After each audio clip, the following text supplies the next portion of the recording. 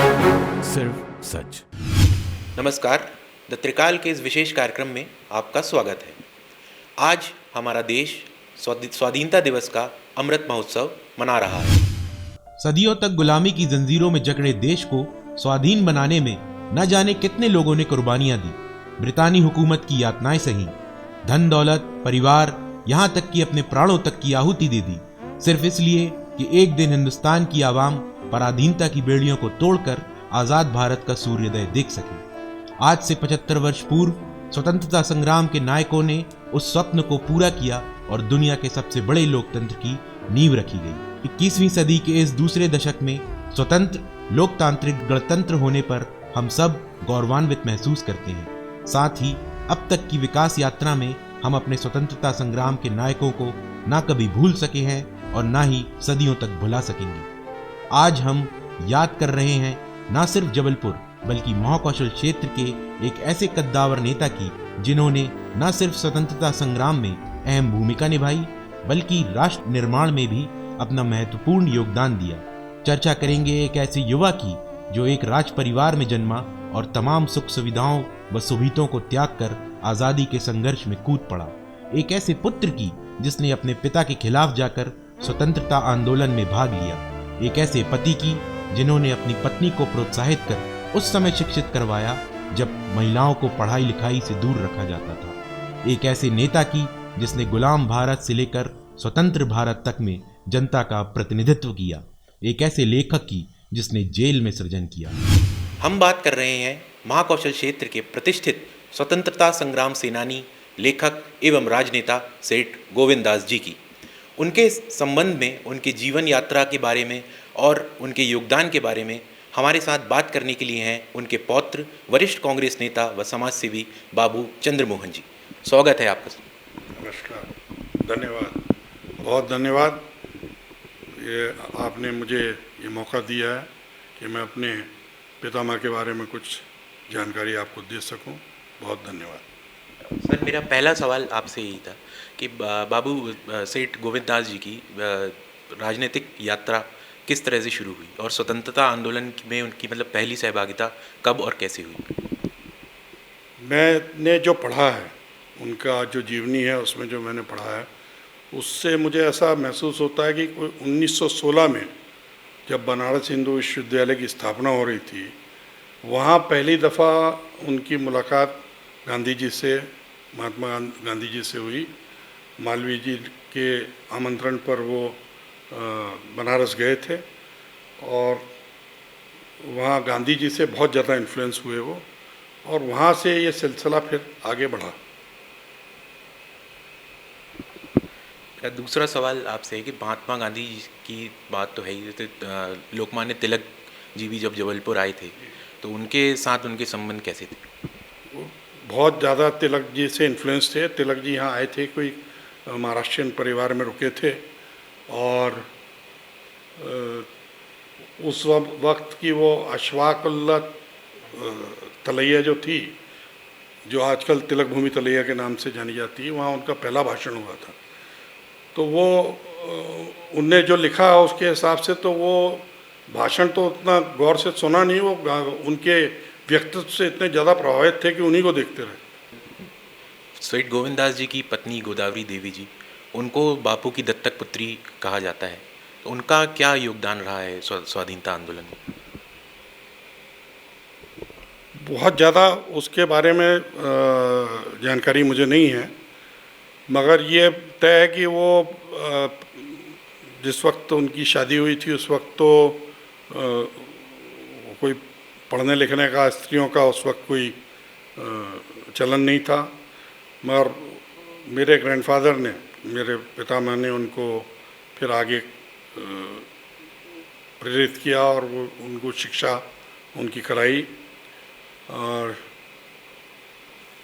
पर्दा प्रथा भी बहुत ज़्यादा थी उस समय, तो वो पर्दा प्रथा के काफ़ी खिलाफ थे, तो पर्दा प्रथा से भी उनको अलग करा उन्होंने कि पर्दा नहीं करेंगी वो।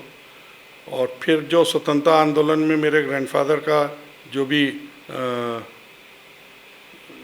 योगदान रहा, उस वक्त वो जेल वगैरह जब जाते थे तो उसके बाद की जो प्रक्रिया चलती थी, उसमें मेरी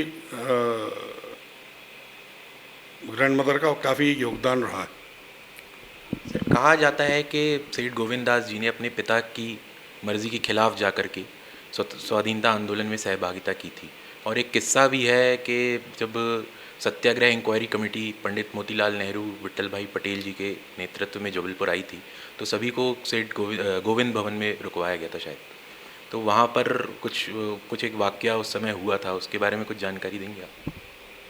नहीं, ऐसा कोई वाकया तो उस वक्त नहीं हुआ, क्योंकि पंडित मोतीलाल जी नेहरू हमारे फैमिली के एडवोकेट थे, बड़े सीनियर, और उनके दीवान बहादुर जीवनदास जी, मतलब सेठ गोविंददास जी के पिताजी से बहुत अच्छे संबंध थे, मित्रतापूर्ण संबंध थे।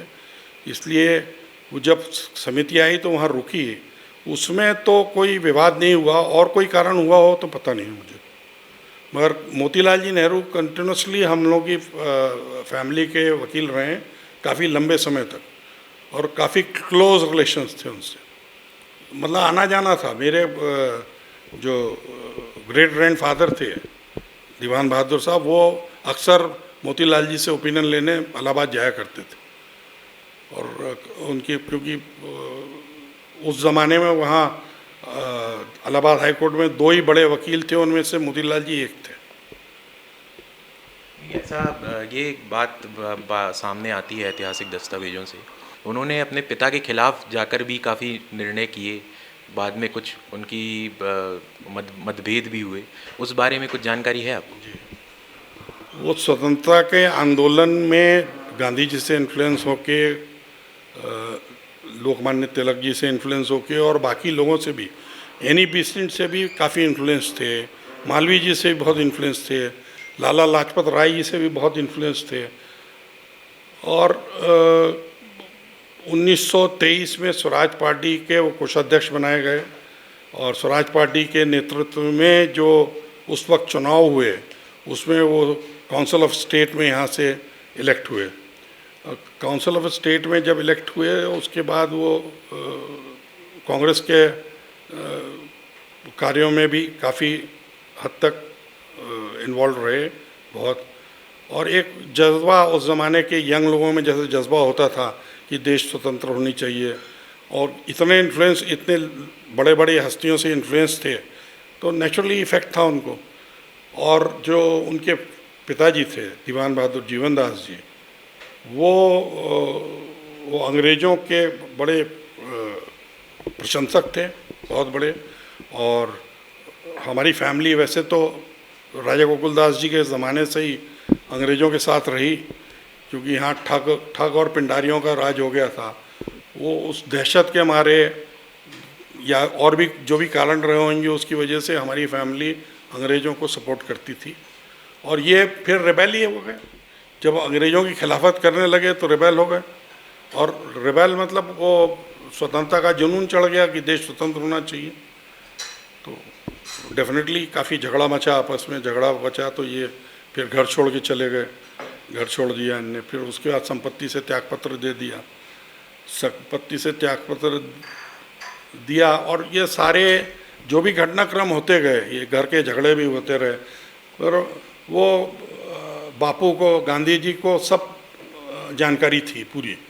और वो पर्सनल लाइफ में भी गांधी जी की ओपिनियन बड़ा महत्व रखती थी, तो जब भी कोई ऐसे उलझन के मैटर होते थे तो वो गांधी जी से जाके, बापू से जाके उसके बारे में बात करते थे, और फिर गांधी जी के निर्देश के अनुसार फिर आगे कार्रवाई करते थे। कई दफ़ा उत्साह में कार्रवाई भी कर देते थे, कार्रवाई करके फिर बाद में जाके बताते थे कि मैंने ऐसा कर दिया। तो ऐसा संबंध चलता रहा उनका। इच्छा शक्ति बहुत अच्छी थी उनकी, ऐसा लगता है, क्योंकि अगर अभी हम लोगों को बोला जाए कि कोई ऐसा रिबेल करे तो बड़ा डिफ़िकल्ट, सोच ही नहीं सकते कि कर सकते हैं, तो उन्होंने किया। जेल यात्रा के दौरान ही सेठ गोविंददास जी में एक सृजन की प्रवृत्ति जागी थी, उन्होंने वहाँ से लेखक बने, शायद पहला उपन्यास उन्होंने जेल के दौरान ही लिखा था, उसके बारे में कुछ बताएंगे? नहीं, वो प्रवृत्ति तो पहले से थी, प्रवृत्ति पहले से थी। एक शारदा पुस्तकालय का उन्होंने यहाँ एक पुस्तकालय बनाया, और उसमें बहुत सारे कार्यक्रम शारदा पुस्तकालय में हुआ करते थे। बड़े बड़े जो साहित्यकार हैं हिंदी के, ख़ास तौर से हिंदी के जो बड़े साहित्यकार थे वो सब आते थे वहाँ, उनके गोष्ठियाँ होती थीं, साहित्यिक गोष्ठियाँ वगैरह। तो उस तरफ रुझान तो था, मगर वो रुझान को तो वो लेख भी लिखते थे, कविताएं भी लिखते थे पहले, और वो ज़्यादा निखरा जब जेल में रहे तब उस वक्त सोचने का ज़्यादा समय मिला, पढ़ने लिखने का ज़्यादा समय मिला, तो वो उनका ध्यान उधर चला गया। तो जो साहित्य का ज़्यादा सृजन हुआ उनका, वो उसी समय हुआ। सर, गोविंददास जी का अपना एक रिकॉर्ड है कि 50 साल तक वो उन्होंने जनता का प्रतिनिधित्व किया संसद में, आज़ादी के पहले भी और आज़ादी के बाद भी। तो उनकी क्या उपलब्धियां मुख्य तौर पर रहीं 50 साल के अपने करियर? देखिए, पहले तो जो जो जो इलेक्शन हुआ 1923 में काउंसिल ऑफ स्टेट का, वहाँ से वो इलेक्ट हुए, चुनावी राजनीति में वहाँ से आए वो। और उसके बाद लगातार वो जबलपुर कॉन्स्टिट्यूंसी से इलेक्ट होते रहे। पार्लियामेंट जब कॉन्स्टिट्यूंट असेंबली बनी तब भी वो मेंबर थे, उसके पहले लेजिस्लेटिव असेंबली थी उसमें भी वो मेंबर थे, उससे पहले काउंसिल ऑफ स्टेट थी उसके मेंबर थे, फिर लोकसभा में इलेक्ट हुए। तो 1973 तक 50 साल उनके हो गए थे पार्लियामेंट्री लाइफ के। तो उसके लिए एक बड़ा फंक्शन हुआ था और वो उस फंक्शन में बड़ा उनको एक बड़ा ताम्रपत्र दिया गया।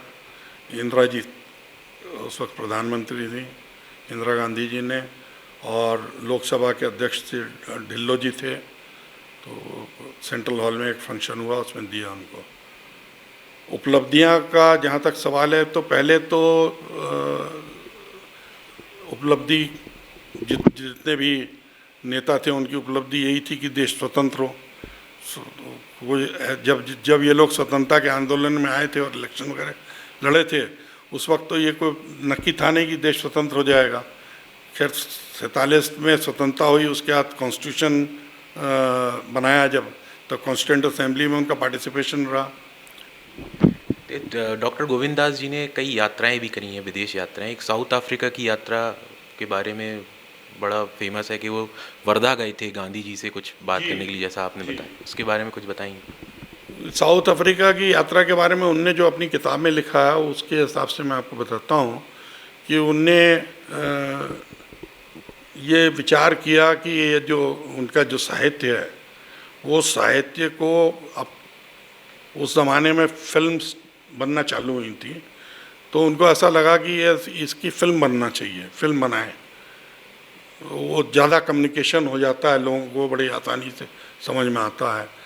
तो जो सोशल जो रिफॉर्म्स थे उसके हिसाब से दलित कुसुम और इस तरह की जो उनकी किताबें थी उस पर वो फिल्म बनाने के लिए उनका इंटरेस्ट था। तो उनने एक आदर्श चित्रा करके एक कंपनी बनाई, और पंडित द्वारका प्रसाद जी मिश्र साथ में थे उनके उस वक्त। तो वो जो कंपनी बनाई, तो अफ्रीका में जो हिंदुस्तानी थे, क्योंकि ये काउंसिल ऑफ स्टेट में, लेजिस्लेटिव असेंबली में बहुत ज़्यादा प्रवासी भारतीयों के बारे में उनका पक्ष रखते थे, तो उससे वो काफ़ी इन्फ्लुएंस थे वहाँ के लोग। तो वो उनने इनको आमंत्रित किया कि आप साउथ अफ्रीका आइए। तो ये साउथ अफ्रीका जाने लगे, तो इनके मन में आया कि एक तो सार्वजनिक काम है और दूसरा मेरा पर्सनल काम भी हो जाएगा, कि वो आदर्श चित्रा के लिए कुछ पैसे मैं इकट्ठे कर लूँगा। वहाँ बड़े संभ्रांत हिंदुस्तानी वहाँ हैं। तो मन में आया विचार, तो उन्होंने बोला क्या करें इसको, पर्सनल काम भी है और दोनों काम है एक साथ। तो उन्होंने उचित समझा कि गांधी जी से इसमें परमिशन ले लें। तो वो उसके लिए वर्धा गए। फिर उनने बापू से ये कहा कि मैं ऐसा सोचता हूँ कि ये मेरा एक पर्सनल काम भी हो जाएगा और जनहित के काम भी हो जाएंगे, दोनों काम होंगे। तो मैं आपकी परमिशन चाहिए मुझे इसमें कि मैं चला जाऊँ। तो गांधी जी ने थोड़ा विचार कर रहा, तो ऐसा लगा इनको कि वो सहमत नहीं हो रहे हैं।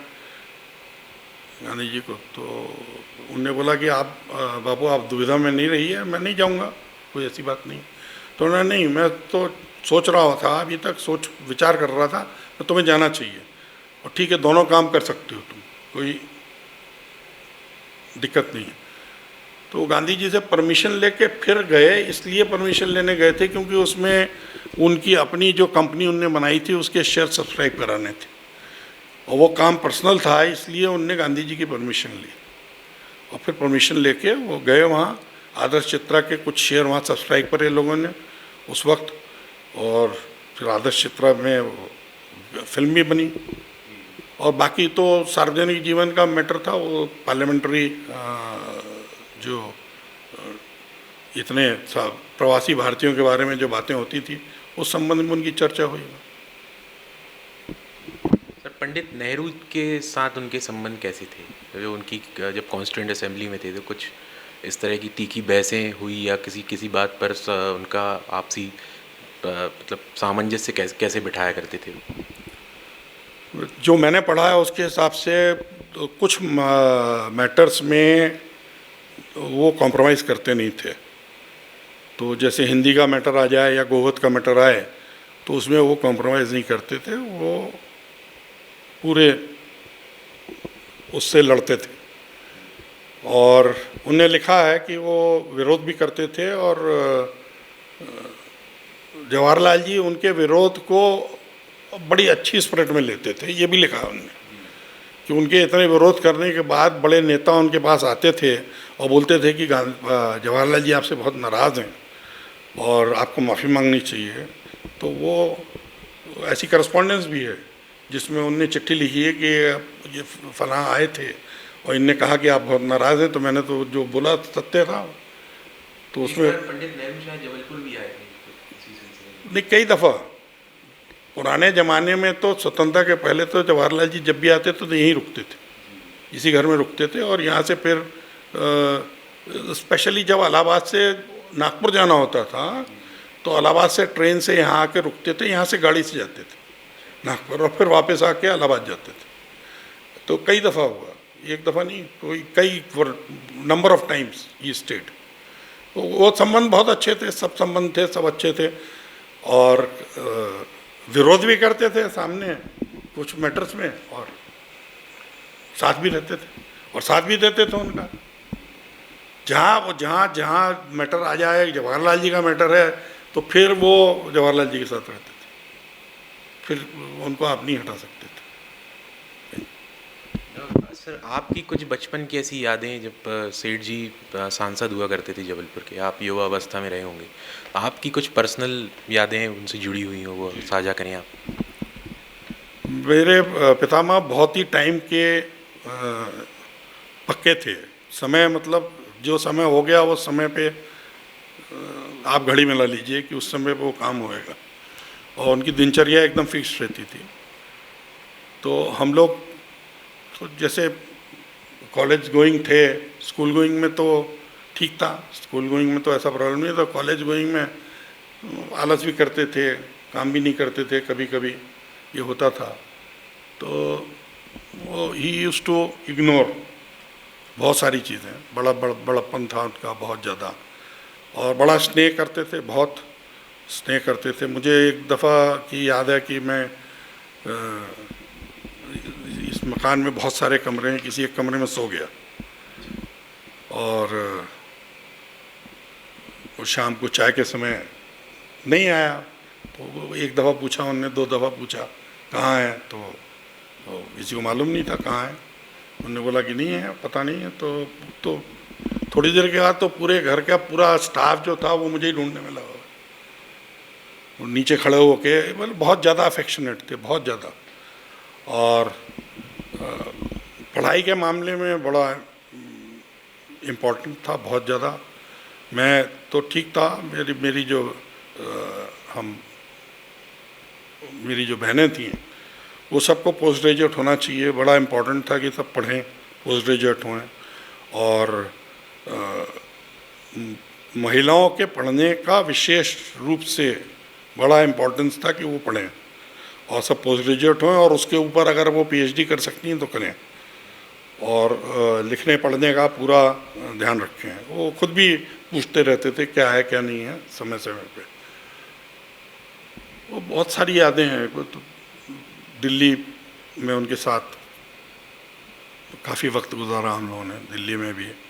और हमारे वो एकदम प्रिसाइज रहते थे कि ये है, ये समय में ये होना है, तो उस समय में वही काम होएगा। मैंने पहले उनके इलेक्शन में फर्स्ट टाइम पार्टिसिपेट किया 1962 में। 62 में मुझे अभी तक याद है, उस ज़माने में वो पर्ची लिखी जाती थी, वोटर स्लिप। तो वोटर स्लिप वोटरों को देते थे, जिसके बेस पे जाके वो वोट करते थे। वोटर लिस्ट से नाम निकाल के उनका क्रमांक भरा जाता। तो मुझे अभी तक याद है, वो उनके इलेक्शन में मैंने वो वोटर लिस्ट पूरी, जो ऑर्डिनेंस फैक्ट्री खमरिया का एरिया है, वो पूरा मेरे को दिया गया था कि तुम देखोगे उसको। तो वहाँ मैंने बांटी खुद एज अ वर्कर। चलते चलते सर, आखिरी सवाल आपसे ये है कि आज की युवा पीढ़ी को, जो हमारे स्वतंत्रता संग्राम सेनानी हैं, उनके बारे में युवा पीढ़ी में आजकल एक भ्रांति सी आ गई है और एक नई तरह का इतिहास कुछ चलाया जा रहा है, उसके बारे में आप क्या संदेश देना चाहेंगे? देखिए, स्वतंत्रता संग्राम में सभी देशवासियों का योगदान रहा है। उसमें से जो लीडर्स थे, कुछ लीडर्स वो गरम दल के थे, नरम दल के थे, वो अलग तय हुआ कि वो गरम दल में रहेंगे, हम नरम दल में रहेंगे। मगर जो लीडर्स थे, वो लीडर्स को सबका योगदान रहा है। गांधी जी का योगदान जो था, वो गांधी जी ने देश को सत्य और अहिंसा, गरम दल में अपन पुराने ज़माने के बाकी नेताओं को छोड़ें, सुभाष बाबू की बात कर लें। सुभाष बाबू ही ओरिजिनली कांग्रेस में ही थे और कांग्रेस से की विचारधारा का अंतर से वो फिर गए। तो कौन बड़ा और कौन छोटा की कहानी आजकल चालू हो गई कि बड़ा नेता कौन और छोटा नेता कौन। जिस वक्त ये लोग देश की आज़ादी के लिए लड़ रहे थे, उस वक्त तो ये कोई सवाल नहीं था कि कौन छोटा है कौन बड़ा है। सबको एक ही जुनून था कि देश आज़ाद होना चाहिए। तो वेस्टेड इंटरेस्ट हैं जो डिवीज़न कराना चाहते हैं कि वो अच्छा था, ये अच्छा नहीं था, और पढ़ा है नहीं लोगों ने। अगर आप लोगों की जीवनियाँ पढ़ें या स्वतंत्रता संग्राम में लोगों का योगदान के बारे में जो किताबें छपी हैं वो देखें, या और डिटेल देखें पूरा, तो उसमें समझ में आ जाएगा कि क्या हुआ है क्या नहीं हुआ है। पढ़ना चाहिए लोगों को। हम लोगों को प्रॉब्लम ये कि लोकल जो हिस्ट्री है, वो लोकल हिस्ट्री पुराने ज़माने में जो स्कूल्स थे, उनको एक सब्जेक्ट रहता, लोकल हिस्ट्री का भी रहता था। उसको क्या आपके यहाँ क्या चीज़ अच्छी है, कौन से दर्शनीय स्थल हैं, हाँ स्थानीय कौन, सामाजिक क्या है गतिविधियाँ, वो एक जानकारी बच्चों को दी जाती थी। वो अब बंद हो गई। अब तो नेशनल लेवल पे जो किताबें चल रही हैं वही किताबें सब पढ़ेंगे। तो थोड़ा एजुकेशन में भी थोड़ा प्रॉब्लम हुआ, जिससे लोकल इम्पोर्टेंस ख़त्म हो गई। जो पुराने ज़माने में आप देखते थे वो चल रही थी, वो ग्रेजुअली धीरे धीरे सेंट्रलाइज होके लोकल जो इम्पोर्टेंस है उसका महत्व ख़त्म हो रहा है धीरे धीरे। वो वापस रिवाइव होना चाहिए। हमसे बात करने के लिए आपका बहुत बहुत धन्यवाद। धन्यवाद आपका। ये थे कांग्रेस के वरिष्ठ नेता बाबू Chandra Mohan ji. The Trikal media के लिए कैमरा पर्सन अजय सिंह ठाकुर के साथ मैं अरुणाभ। सिर्फ सच।